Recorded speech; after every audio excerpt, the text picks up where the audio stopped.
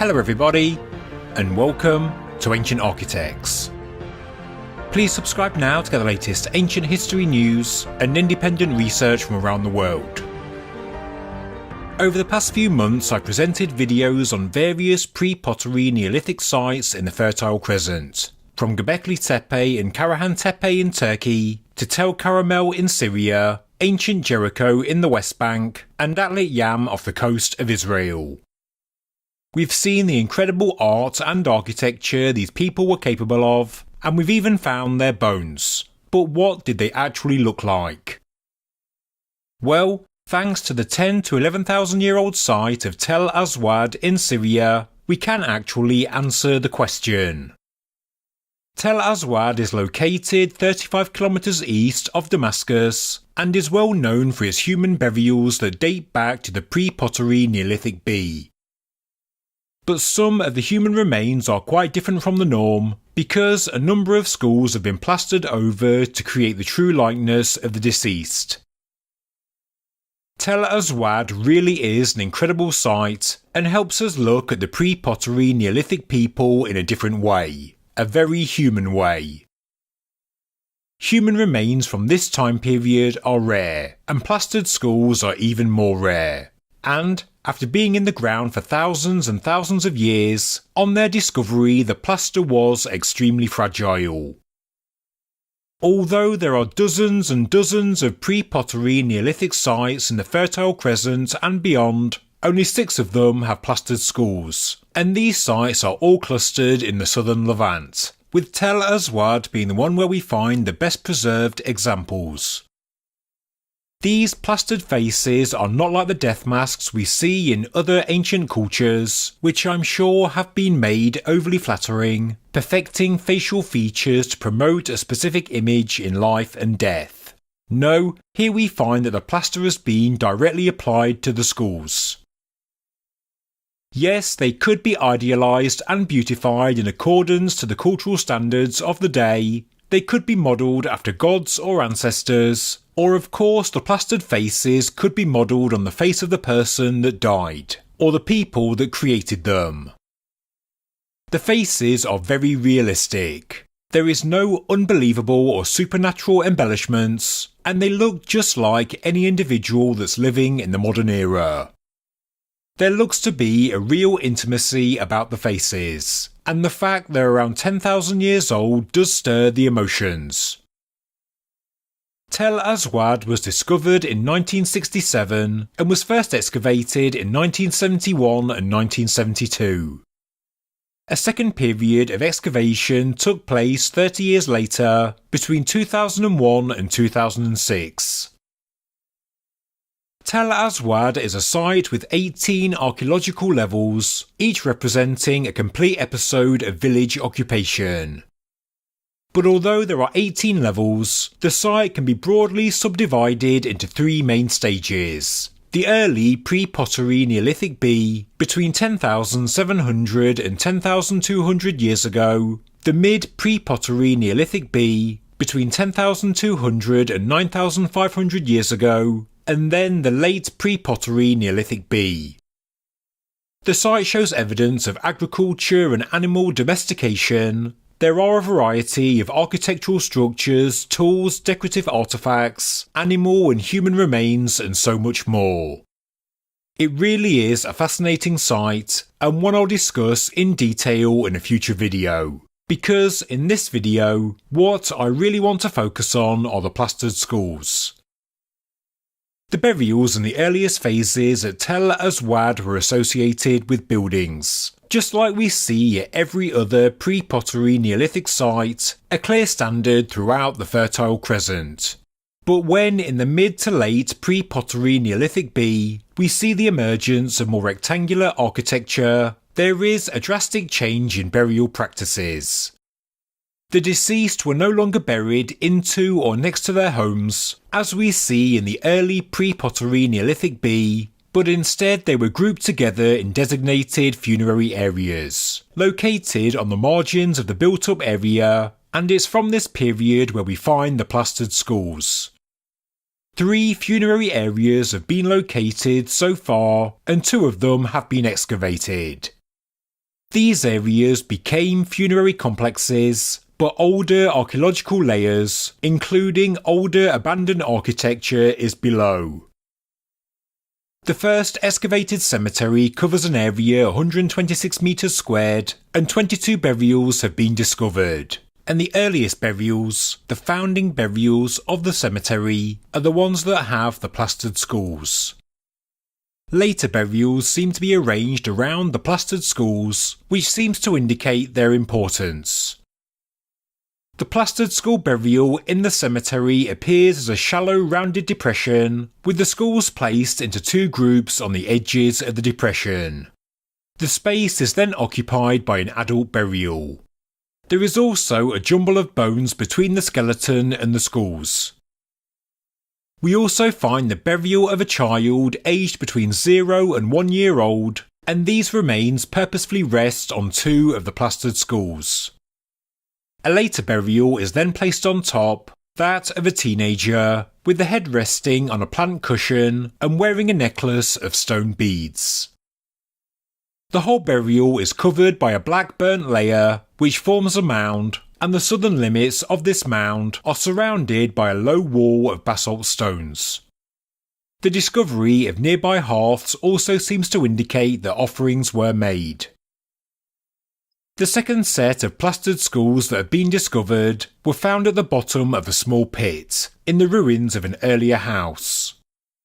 Here we find 4 plastered skulls, but also a plastered face with no skull attached. We then find the skull of a 5 to 9 year old child, and this skull has no plastered face. Later burials were dug into the layers above, but whether these burials relate directly to the plastered skulls we don't know. One of the plastered skulls was damaged from a later burial, that of an infant that was placed in a sleeping position. The 4 plastered skulls form a massive, compact construction, organised concentrically around the non-plastered skull of the child aged 5 to 9. Interestingly, they were placed one after another, and each one that was placed was stuck to the previous one by a patch of earth. The burial is therefore one single event. The plastered face without a skull was placed above, and the missing skull was probably removed by accident from the later disturbances at the site. The plastered skulls really are quite amazing. In the first excavation area, the plaster is described as light beige in colour, made of a mixture of earth, crushed calcite or lime, and sometimes painted red. Eye sockets are generally filled in, and we know that each plastered skull is showing the eyes as closed. Charcoal black lines look to indicate eyelashes. We also see a horizontal slit in the plaster where the eyelids meet.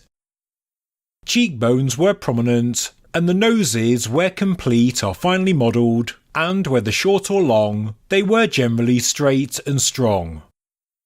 Mouths are generally small and the lips are thin, with oval chins that were slightly pointed. We do have a few preserved ears, and these were modelled in a very realistic way. All in all, the faces are generally regular and oval in shape. In the second burial site, 2 of the plastered skulls were made with white plaster material, which was then painted with red ochre. The eye sockets are filled in to reproduce eyeballs, but again the eyes are depicted as closed. Eyelashes are made using bitumen, cheekbones are apparent, and the noses are often long and narrow. Each mouth is again quite small, and the lips are thin. Even though the faces are realistic, the ears are not, especially compared to the previous burial site. The best preserved skull from the second location is somewhat different. The colour is quite an intense yellow ochre, and the plaster is fine grain, and the surface has been carefully smoothed. There is a certain finesse to this plastered skull, and the work does look to be the most skilled, especially the nose, and it maybe indicates that this person was someone of great importance. It's also worth noting the limits of the plaster, i.e. where it ends on the skull, and it's therefore very possible there was hair on each skull, possibly made from a now decomposed organic material. So, that's a description, but what do the plastered skulls actually mean? Why was the practice done? There certainly seems to be a ritual behind it, especially with how they were arranged. We also need to consider that it's not just a practice of Tell Aswad, but plastered skulls are also found at the pre-pottery Neolithic sites of Tell Qaramel, Bisamun, Jericho, Ein Gazelle and Kafar HaHaresh. The plastered skulls are often directly or indirectly associated with other unplastered human remains, whether a full body, bones or a skull. At all the sites just mentioned, we also see that plastered skulls are generally clustered together, not deposited on their own. At Jericho we find a heap of 7 plastered skulls, and at Tell Qaramel we find 12 together. Wherever we find plastered skulls, whether inside a cemetery or under a house, they look to be placed at a base level or even into the older remains, an older phase of each specific settlement, just as we see at Tell Aswad. We also see this at Kafar HaHaresh, with the plastered skulls being placed in an area that's dug into older soils and then marked with specific markers. At Ein Gazelle the plastered skulls were found on the ground, and they were placed after burning or destroying an older house. It therefore shows that plastered skulls were deposited on or inside the older occupation phase, and so I wonder if these skulls belong to the people who lived there before. I wonder if the pre-pottery Neolithic bee people had some kind of ritual, where they collected the skulls of those that lived at the site before them, used a plaster mixture to make the faces of the ancestors come to life, and then placing them in a ceremony at the basal level of their new settlement or at the very top of the old. Then, with the plastered skulls, maybe the body of the first person or infant, maybe even a sacrifice was laid to rest with the plastered skulls. This ceremony or practice could have marked the end of the old era and also the start of the new. This is just my own hypothesis based on the evidence, but the purpose of the plastered skulls does remain a mystery, and it is one of the great unanswered questions of archaeology. But thanks to the incredible work that's done by archaeologists, they have allowed us to speculate as to why the practice was done, and what it meant to the people in this village 10 to 11,000 years ago. Whatever the truth, these are the faces of pre-pottery Neolithic people, and that's according to the people themselves. A truly incredible archaeological find, and one that has memorialised our ancestors forever. Thank you very much for watching this episode of Ancient Architects. If you enjoyed the video, please subscribe to the channel, please like the video, and please leave a comment below. Thank you very much.